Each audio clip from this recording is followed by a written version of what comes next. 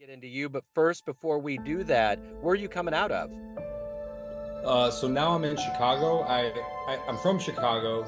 My family and I live in Chicago, but we were down in Austin, Texas for the last 3 months, and we're gonna probably be down there most of the year starting in October. So we'll be bouncing back and forth. I love Chicago. What a great town. When was the last time you were here? Man, it was back in 2019, I believe. Yeah. I could tell, man, because it's changed, brother. Like it is not. So I got out of the military in 2019, Yeah. and I moved back home for a number of reasons. And dude, it when 2020 hit, the Magnificent Mile, it's like a ghost town. What? Yeah, like the stores have like a lot of the stores have boarded up and left. There's police literally stationed, like it looks like a war zone. Like they're stationed within eye shot distance of each other, all up and down the Mag Mile. Like all the luxury stores, they keep smashing and grabbing on them. And this happens like Wow. I don't know if it's happened in the last week, but it's happened within the last 2 weeks. They burnt some people's car in the middle of the street, threw him out, burned his car. I mean, it's like wild, Wow. man. Wow, I had no idea. I mean, I've heard stories that things went south, and the national media, you can never really quite take that interpretation, but yeah, it's Yeah, no, I tell people that. I'm like, the news always says it's bad, and sure, it's always been bad in its bad areas, but like lately, like we haven't been downtown in 2 years, man. wow, man. That's yeah, my stepdaughter just went out there for a music festival about a week and a half ago, and I don't know how much they got down in that area. She didn't mention anything about it, but they probably steered clear. I mean, it's hard to say, but that's heartbreaking, man, because it's such a great town. I've had so many good memories, and it's just always been, just full of people and life. Yeah, same. It's not anymore, man. I'm sure for the music festival, she probably had a good time because you Yeah. get a collective group of people within that area. But like once you start like ranging outside of it, man, I mean it's yeah. Anyways, Yeah. No, no, no. I dig it. Well, cool, man. If you're good, you ready to hop in? yeah, sure. Okay. So speaking of things kind of being in levels of devastation, the last 3 years going through COVID worked on all of us in its own way. And I'm curious, how did you survive that time period? And how has it changed the way that you live life and conduct business now? Well, for me, COVID was honestly like the whole break, the whole shutdown of everything was kind of really rewarding for me because I had just gotten out the military in 2019. My time getting out of the military, my transition out was a very tumultuous period of my life. I was homeless, I was broke, I was very dealing with a lot of mental and emotional instability. And by the time 2020 had come around, I had made some really great traction, some really great strides to realign myself, as I like to call it. And I had just gotten done with a 10-week training package. I was working with the Naval Special Warfare Group out in the mountains of Virginia for like 8 weeks. And I finally got home to my newly purchased home. We purchased it a couple months prior. And that's when they declared the pandemic. And so I had just 2 weeks of like absolute relaxation in this nice new home that we had purchased. And so for me it was pretty good. And then being in the industry that I am in, kind of quasi security, quasi personal development, there was a lot of people who were needing security services shortly thereafter because the riots all broke out. So 2020 was actually a really great year for us. It allowed us to rest, refit. It allowed my wife and I to really make sure we were a good fit before we got married. And yeah, it was a great time for us. Yeah, there's been a lot of silver linings for people. So let's get to the essence of exactly what you do on a daily basis. I'm going to put you in front of a bunch of third graders, career day at an elementary school. One of the kids looks up and says, "Hey, what do you do for a living?" How do you answer them? I teach people how to keep themselves and their loved ones safe against violence and violent crime. So when you were in the third grade, what did you want to be when you grew up? It's kind of funny. I wanted to be an astronaut. I thought the idea of going to outer space was cool. Now, not so much. There's no oxygen. There's radiation. There's like these crazy volatile storms. I don't want to really go. Maybe for a trip up and back, really fast. I think it'd be cool to see the Earth just suspended, this Yeah. blue orb suspended in the vastness of space. But yeah, I wanted to be an astronaut. I think I've always had like an adventurous knack to myself. So let's go back to where you were born and raised and how these seeds got into you to get into the military, to get into this level of safety and helping people be safe and security. How did all of it begin? How did the seeds get planted in you? So I was born and raised on the southwest side of Chicago, like right outside the city limit, where like the forest would begin. And it was good and bad in a lot of ways. I came from a family that was, very middle class, very working class. My mom got laid off in 9/11. She used to work for the airlines. My dad kind of had a stable government job his whole life.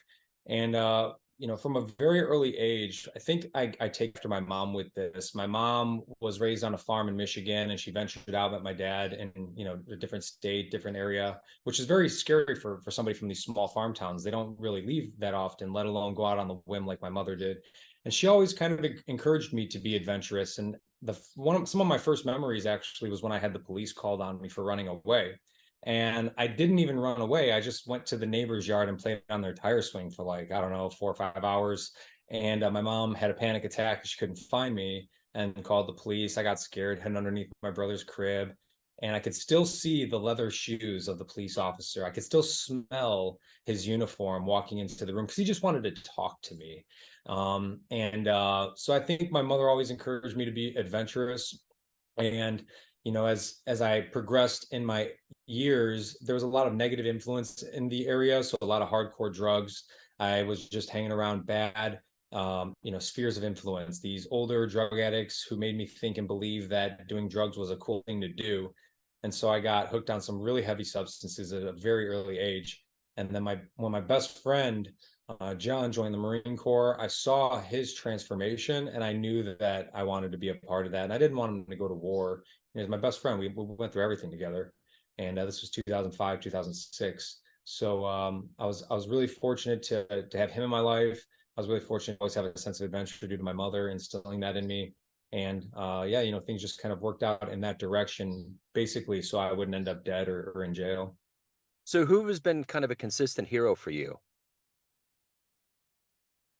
Oh, well, consistent hero, that's man, that's hard to say because, perspectives change, so Yeah. often, so much. I would say my mom, she really, I wouldn't say like we're not like, like best friends or anything, but when I got older, I went back to her hometown just to do some hunting with my family up there. And I stopped in a bar one night and I saw this woman dancing on the bar. And it was just like a really strange scene for me to think like that my mom most likely knows this woman because it's a town of like 500 people. Yeah. And my mom used to party, and I'm just thinking to myself, man, this could have been that I could be looking at my mom if she had never left. And so just to have the courage to leave and like the strength to stay gone and not to go back home, because I know she was scared at times. And she was young. She was 19 when she left. That's something I respect a lot. And then I guess as my perspective has transformed over the years, people who to me who are heroes are people who are willing to sacrifice for anybody else, the greater cause, the greater good. Those people to me who are willing to lay down their life in the defense of another human being, an innocent human being, those people are heroes to me. So if you can meet anybody alive on the planet right now, who would it be? you know Instinctively, I just want to say Dave Grohl because like I've always had like an affinity for that dude. I was a big Nirvana fan growing up and a big Foo Fighters fan. And I've always been like, man, if I could hang out with Dave Grohl for a day, I think that'd be pretty cool. Oh But yeah. I think like him or Matthew McConaughey again comes to my mind because I really like Matthew McConaughey's personality. But if I thought about that for probably 10 minutes, there's got to be some sort of like world leader or like scientist that I would probably rather spend some time with. But I guess Matthew McConaughey or Dave Grohl would be the first two that come to my head. Yeah, that would be good. All right, so are you a Chicago sports fan? Are you a baseball fan or anything like that? So I grew up on the southwest side, so we were always raised as Sox fans, Bears fans. But quite honestly, after 13 years in the military, I just became very disassociated with all the sports world. And I don't really watch any sports at all these days. I wouldn't call myself a sports hater, but I wouldn't really call myself a fan. I'll go to a game. Yeah, yeah, yeah, cool. I was just curious. Um, what is the ultimate motivator for you every day? Every day you get up, you have things that you want to do and accomplish, but what is that motivational force for you? It starts with just wanting to annihilate evil in this world. It's there's some just absolutely atrocious intentions behind, or some forces out there in this world that just want to hurt and harm innocent people. And that makes me think of like my son, my family, the people I love and care about. And anybody, I've seen a lot of innocent people get hurt.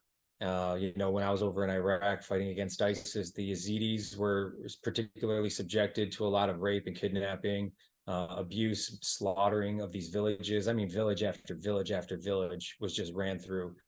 The Taliban, the way that they treat a lot of their or all of their people who are underneath their rule. You know, Saddam. I just it something about the unfair treatment of people in this life, it just infuriates me. And I don't know if that goes back to being on the playground as a little kid and maybe seeing bullies. I know there was a period of my life where I was kind of like a little bit of a bully to a few people. But I don't, it doesn't sit well with me. So, of all of the things that you've done, you overcome, accomplished things that you had to get through, you've gained wisdom. If you had a dream tonight and ran into the 20-year-old version of yourself and you could give that younger version of you a piece of advice based on the life you've led so far, what would you tell your young version? Well, I don't, honestly, I don't know if I would tell him anything because I guess, for me to tell him something would deviate from the path that, I had gone down. But if I was to just say, something, anything whatsoever, it would be when you change your perspective, you change your life. And I'd probably just leave it at that and then let him dwell on it for a while. And then he'd probably forget 20 minutes later because he'd be wasted in an alleyway somewhere like an idiot. But I think that would be something I would say, something cryptic enough to where it wouldn't necessarily derail the path that he was on, because path is what made me who I am today. And man, I wouldn't have had it any other way. So, as we go back to that question about what motivates you, let's say you get to the end of a proverbial day. How do you look back on that day and say, that was a good day, that worked for me? So every night, I'm very regimented in my life and my routine at this point because that's what I had to do in order to build momentum and pull myself out of these negative perpetual cycles that I had been living in for quite some time. And so at the end of every day, I set what I call my big three, and that's three main goals that I want to accomplish the following day related to work. And then I'll usually have a big one with the family. And I know some people will say, why is it three for work, one for the family? And it's because where I'm at with the growth in the company and all that stuff, I need to focus on work in order to completely be present with my family. I'm a big proponent of presence, absolute presence. And so, as long as I've accomplished those three major tasks for the day, which are always directed around, the betterment of mankind and helping people learn how to be safe and quite honestly lethal. It's all about lethality because those who are capable of great lethality are capable of preserving great peace. Then that's to me is a very, very rewarding day. So, what are you the proudest of that you've done in your life so far?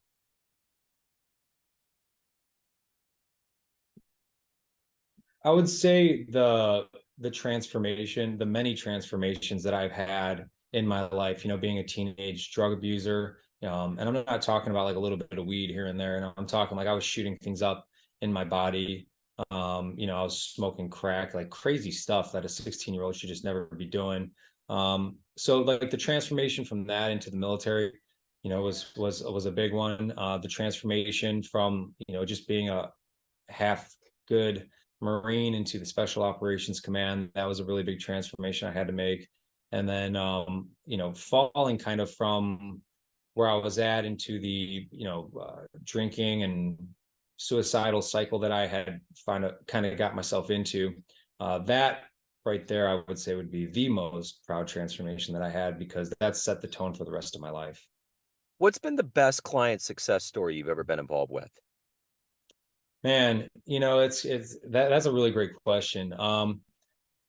The number one client success story that I would say I had would be the worst client experience that I also had. And that was a school in Chicago on the west side where three territories were converging. And literally the day before I took over the contract, I created this whole beautiful school safety program. It was just when Chicago voted out the resource safety officers for a bunch of schools. And I came in and I said, look, instead of bringing police officers, I want to bring paramedics. I want to bring firefighters. I want to bring police officers without the police uniform and all that, but just for a regimented purpose. I want to bring veterans, members of the local community, and council workers into what I call the safety team. And the day before I took over this contract, the school literally got shot up. Literally, bullets went through the front door of this school. Literally, on one of our Christmas like weekend fundraising events, these gang members were literally driving, trying to run over this dude in the middle of the busy street on the sidewalk, shooting at him. So it was a very hectic environment. Over the course of 18 months while I was there, we had zero major incidents, zero. But it was also the worst experience ever in terms of clients because the school, the administration, they were absolutely atrocious to work with. They do not care about the kids' safety. They only care about their egos. And eventually I had to leave that program. But in the other side of that, like working more like with people individually, it's every single person that comes up to me afterwards and they say, Joe, I never thought that I would be comfortable with firearms. I never thought I'd be comfortable with defending my home, my family. Thank you for talking to my children and teaching me about all this stuff. So it's every single person I get to work with. I've noticed that since we've all been kind of coming out of this pandemic and the world's opened up, there is a level of anger and short-term memory and things that are really like persisting. Do you see hope in a less violent America and a more rational human base, or are you concerned? Yeah, so I have hope. I believe wholeheartedly that good will always triumph over evil. Now, what the time frame of that looks like, I mean, who knows? The Nazis were around for quite some time, what 5, 7 years, something like that. And other empires had lasted much longer, where they were very oppressive, and even currently to this day, a lot of nations live in very oppressive, manners. But I think that for America specifically, there is hope. I think that we need to kind of get rid of like the fact that we're accepting this woke culture isms, the fact that we're accepting trauma as being verbally traumatizing people. We really need to reestablish our resilience and tenacity as human beings, which it's kind of weird for me to even say reestablish resilience and tenacity because we've gotten to the point where we're just so frail. I mean, that everything offends everybody, and you can't say or do anything, which is the nexus of freedom of speech. As long as you should be able to do whatever you want to do in the pursuit of happiness, as long as it does not negatively harm another human being. And by Mhm. harm, I mean physically, or at least like the quality of their life. Who cares whatever you say? Say whatever you want to me. People say crazy stuff to me all the time. But we need to reestablish our individuality and our strength.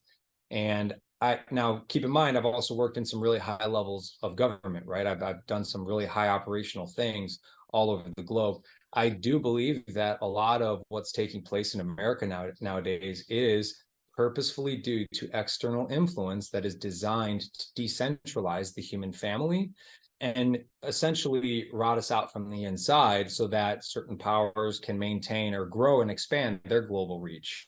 So I do think that there is external influence. I do think people are being subjected to it here in the United States. But I do think that there is a very large portion of the United States of America that believe in the core values of freedom and independence for the individual.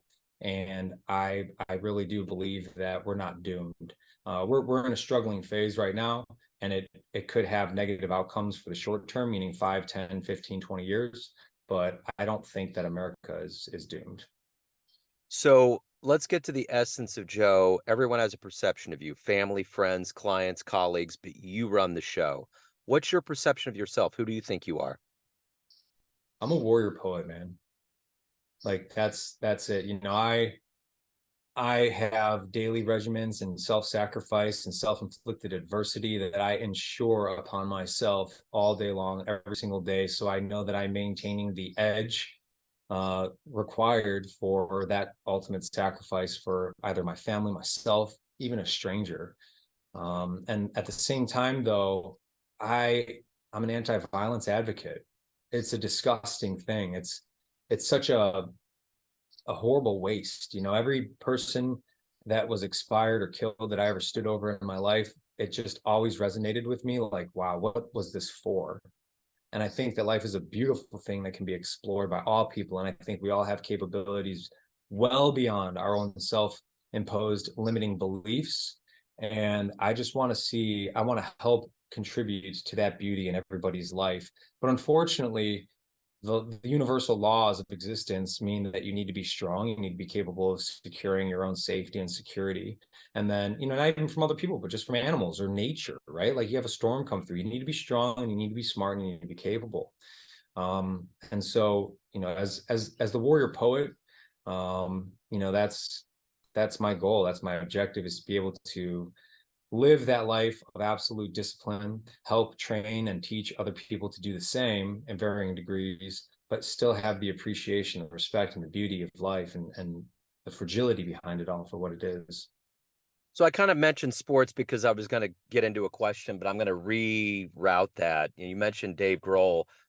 If you could go back in time and it wouldn't create a ripple or any problems in the timeline of humanity and see an event, a show or something in person, where would you go? What would you love to see, historically speaking, an event in person? Yeah, I mean, ever in any point in time, you know, I think like Woodstock, just because it was so crazy and it was so you know, new and for its time. Um, but there was a concert, the band, have you ever heard of the band 311? Oh yeah. They're So from Omaha. They're from around here, yeah. yeah, you know, we grew up listening to a lot of 311 and a lot of positivity and unity was within my core group of friends. As you know, other people were joining gangs, we were going down that route. And they did a 311 day show in New Orleans. And my buddy and I, and I'm not proud of this, we stole money from our mom's purses. We were like, I think 14 at the time, and we linked up in a parking lot with another group of slightly older kids. One was like 18, one was like 16, and so they had a car, and they were driving down to New Orleans to see 311 play this amazing 311 day show. And based off of a disagreement between me and the driver, I was left in the parking lot, and everybody else went to the show and had this like really amazing time. Oh And wow. maybe there's reasons I didn't get to go. Right, the universe, you know, speaks in certain ways, but I would really have liked to have gone back to that show and that event and that day and had lived through those experiences with, you know, my friends. I think that would have been a really great time. What's the best concert you've ever witnessed?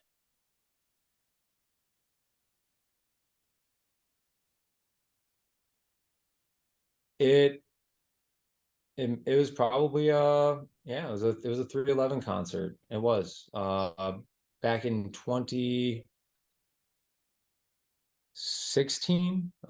They played a show over at Northerly Island. I literally woke up in Iraq. And then I went to bed in Chicago Wow. because, yeah, it was, and I would have never done that again. It was weird. But like the following day, there, and it was because my travel arrangements were all jacked up, and we were traveling on private aircraft, and there was a layover in Chicago, and I was like, I'm out of here, guys. I'll see you. It was a Fourth of July weekend. It was just like the perfect set of circumstances, and so I literally woke up at my team house in Iraq, did a combat op like the day before, went to bed that night in Chicago, and it was like the next day was this 311 concert. And it was just a beautiful, amazing experience. The people, everybody was there, the energy, the vibe, and the music that they played was pretty original. It wasn't like a standard set list. And yeah, it was a really amazing time. So if anyone wants to hire you, learn more about you, anything pertaining to your world, where is the best place to go? Yeah, so the best place right now to go is to Instagram, Joseph underscore Malone underscore official. this is something new that I'm kicking out, but under the guidance and the recommendations of a lot of people who are much more successful than me, this is the new place where you're going to get safety tips. You're going to learn about, the importance behind a warrior poet mindset, fitness, nutrition, and that's where we started promoting our program, Warriors in the Garden. And the garden is America, Eden, the earth, wherever you happen to exist, you could be a part of it. But it's all about developing lethality so you can be capable of preserving that great peace. The other place for more kind of corporate work is southern cross.company. It's not religious, it's relative to the constellations in the sky, where we do a lot of workplace violence prevention and de-escalation training. And so in those troubling times, we want you to look to us to be your guide. That's what the Southern Cross was used for in the Southern Hemisphere. Sailors would use it for navigation. And so southern cross.company is where a lot of the corporate work you'll find us. And then Instagram at Joseph_Malone_official is where you'll find information and good tips and tricks on keeping yourself safe, fit, lethal, and peaceful. Right on.